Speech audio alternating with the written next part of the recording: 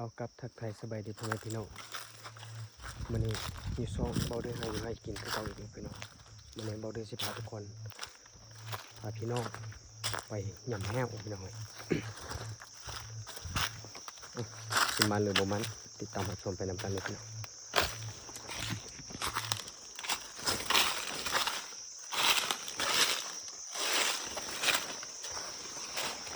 เครื่องไก่ปลาพี่น้องเลยสิมันหรือบ่มันไปลุ้นกันเลย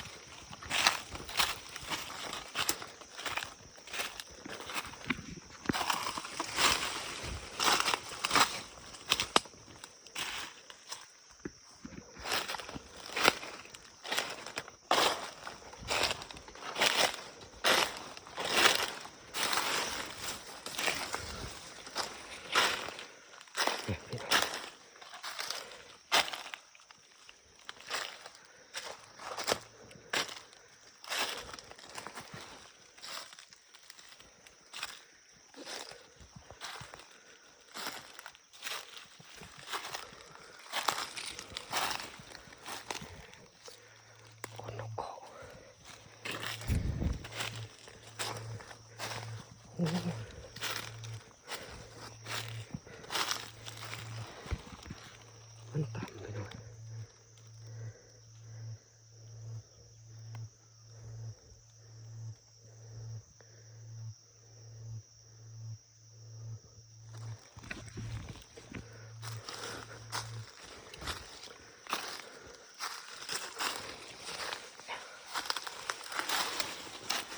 ต่ำอีกแล้วเร็ว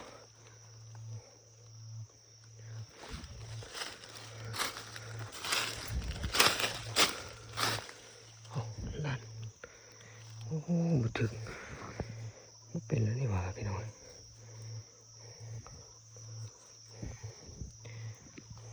เรียบร้อยไปต่อพี่น้อง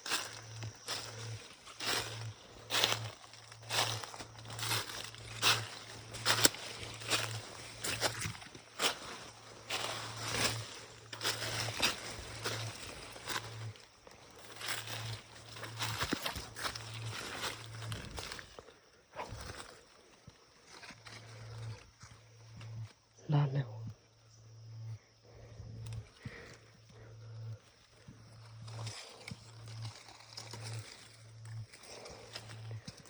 เดี๋ยวเสือบ่เห็น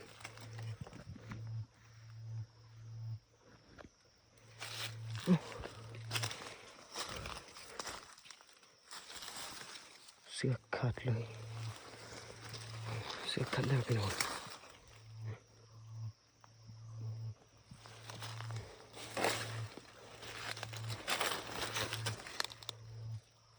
โอ้หัก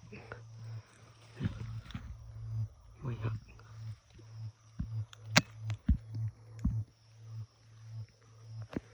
เดี๋ยวเปลี่ยนไม้ก่อนพี่น้อง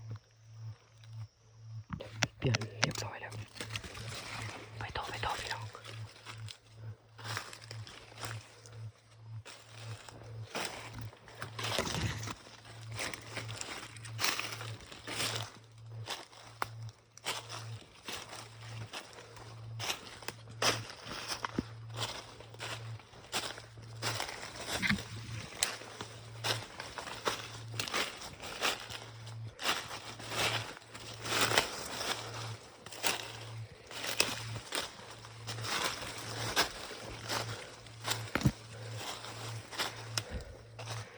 พอเพิ่นได้แยกออกไปทางฝากพุ่นนะพี่น้องบอกว่าทางพุ่นสิมันหรือบ่มัน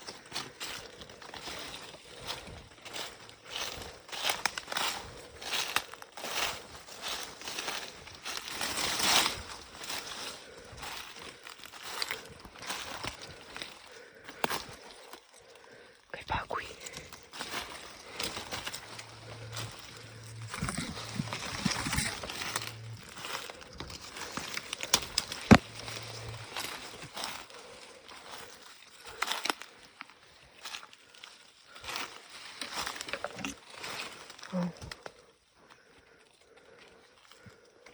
เดี๋ยว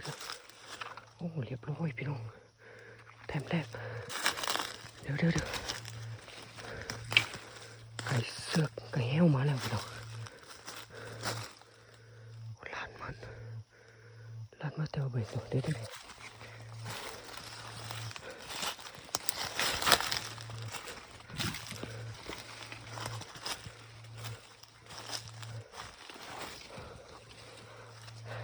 วมาแล้วพี่น้อง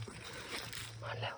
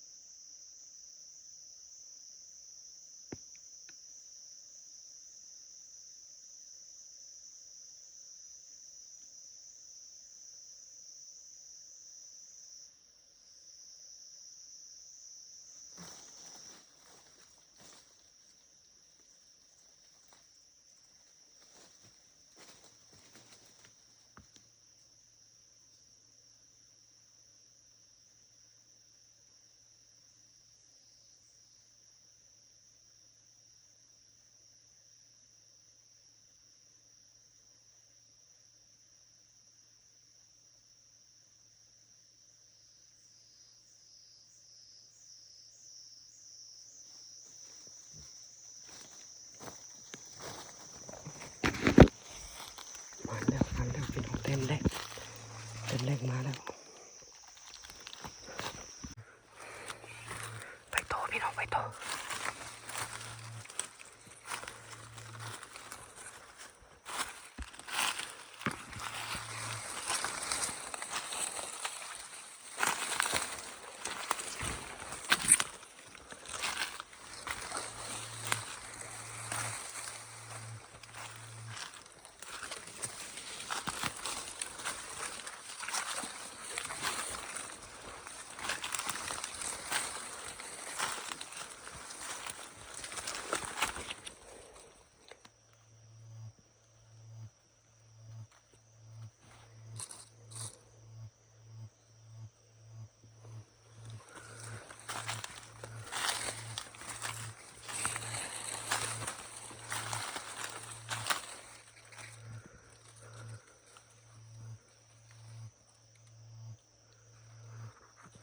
สุดแล้วพี่น้อง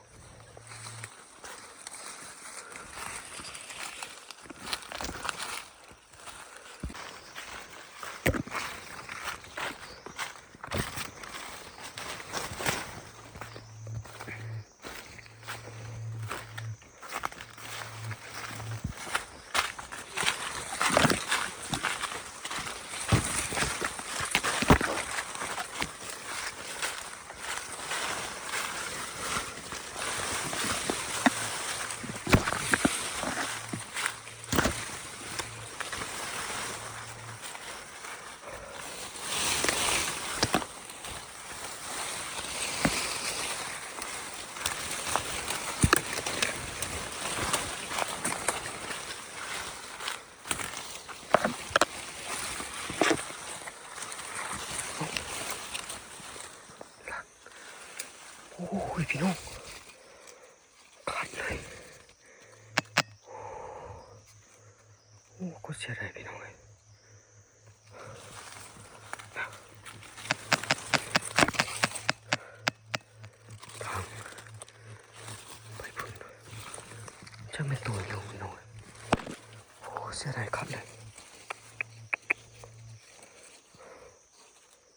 ขัดเซ้ยพี่น้อง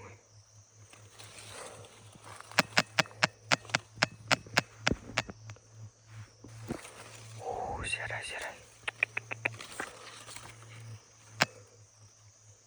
ขัดเรียบร้อย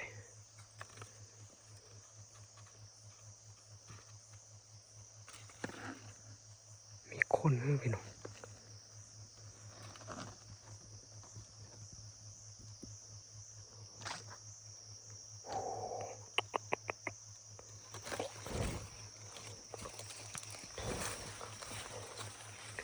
เดี๋ยวกำลังจะมาวางไม้พี่น้องเห็นอีกอันนึงแต่ว่าตัวนั้นขังโคตรคักเลยพี่น้องน่าจะเป็นไม้เด็ดนะติดตามรับชมกันก่อน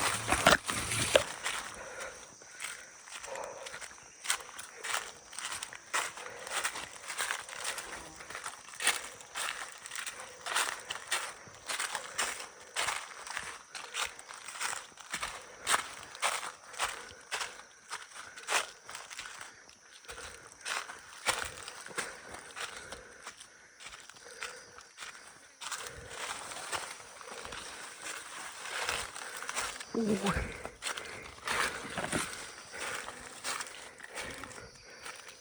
อ้พี่น้อง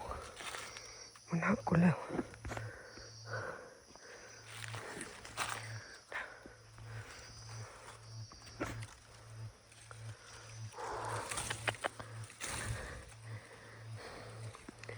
เดี๋ยวมากางไหมเดี๋ยวเสร็จแล้ว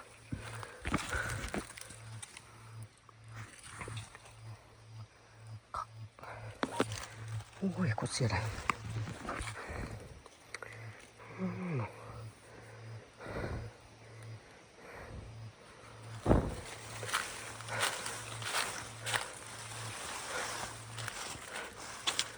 โอ้พี่น้อง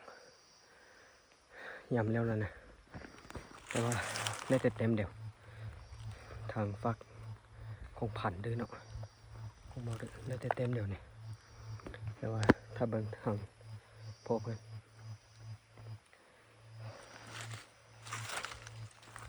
โอ้ไม่พี่น้องเลยแล้วถ้าเบิ่งนำพอเพิ่นเอาว่าสิได้จักเต็มหรือว่าสิถึกจักโตแต่ว่าทางเบาดื้อนี่ก็ได้แต่เต็มเดียวพี่น้องได้แต่เต็มเดียวพี่น้องเลยโอ้มาใส่อีกมาไว้อีกด้วยหนึ่งคือสิได้เป็นโตแล้วพี่น้องนกนี้ห้องเสียงมวนมันคือนกตัวอื่นพี่น้องเลยนกตัวนี้นะที่ตามนำพอกันพอเพิ่นไปฟักพุ่นเดี๋ยวอีกหน่อยหนึ่งเราจะกลับละทำไมสั่นจำได้พี่น้องโอ้เสียงนกสะอ่อนเยอะพี่น้อง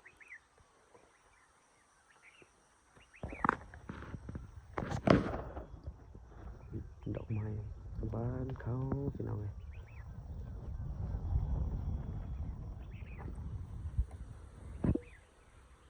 นกกระหงเซลพี่น้องนะนก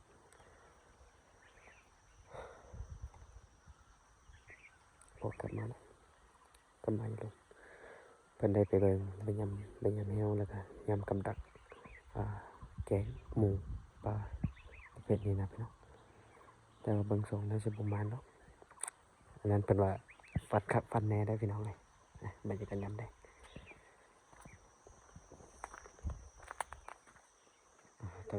ตะเวนใกล้จะตกดินแล้วพี่น้อง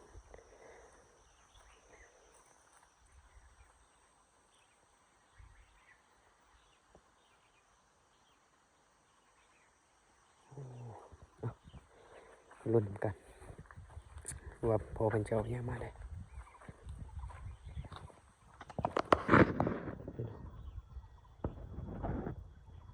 ดอกแต่ดอกตัวนี้มันกินได้เลยพี่น้องดอกสีขาวนี่มันกินได้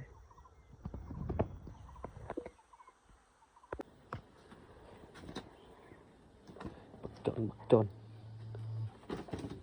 นี่เนาะน้าสุโขทัยเห็นใครขึ้นมาเลย อกันคลิปหน้าได้แต่2 แต้มมื้อนี้ก็อย่าลืมกดไลค์กดแชร์เพื่อเป็นกำลังใจให้กับเบาเดือได้พี่น้อง